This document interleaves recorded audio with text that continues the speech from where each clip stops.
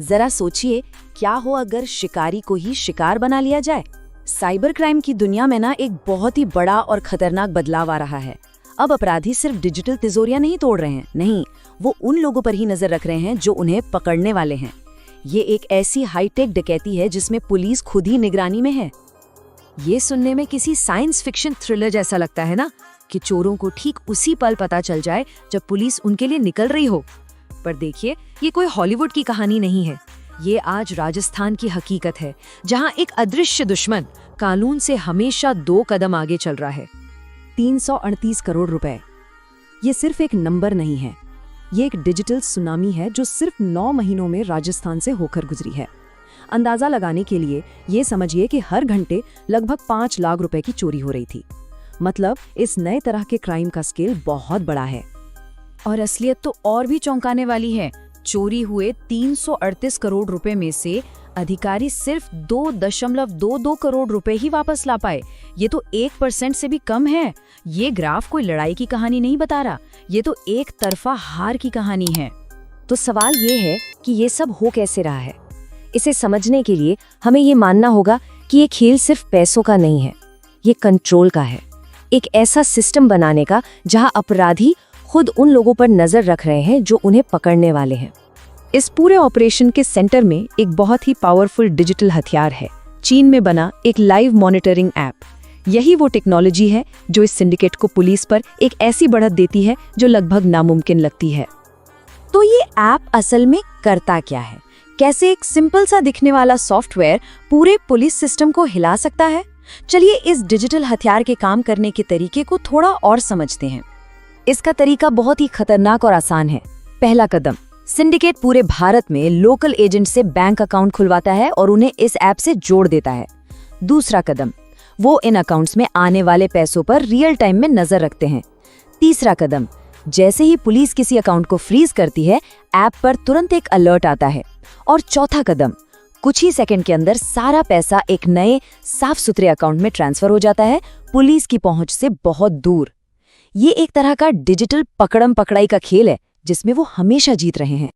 लेकिन बात यहीं खत्म नहीं होती, ये और भी गहरा है।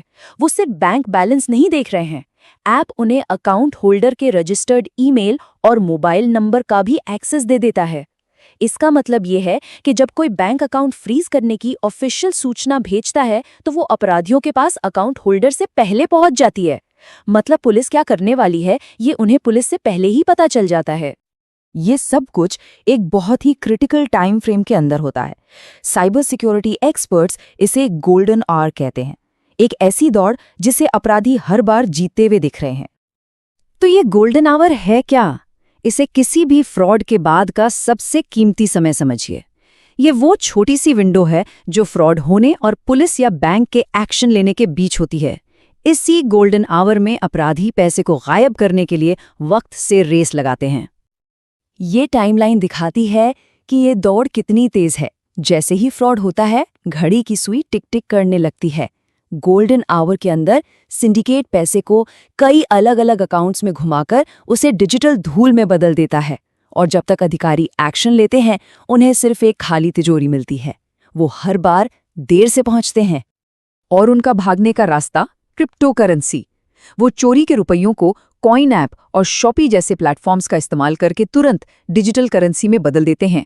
वो इतने उतावले होते हैं कि अमेरिकी डॉलर, टीथर यानी USDT जैसी स्टेबल करेंसी के लिए मार्केट रेट से ज्यादा पैसे देने को भी तैयार रहते हैं।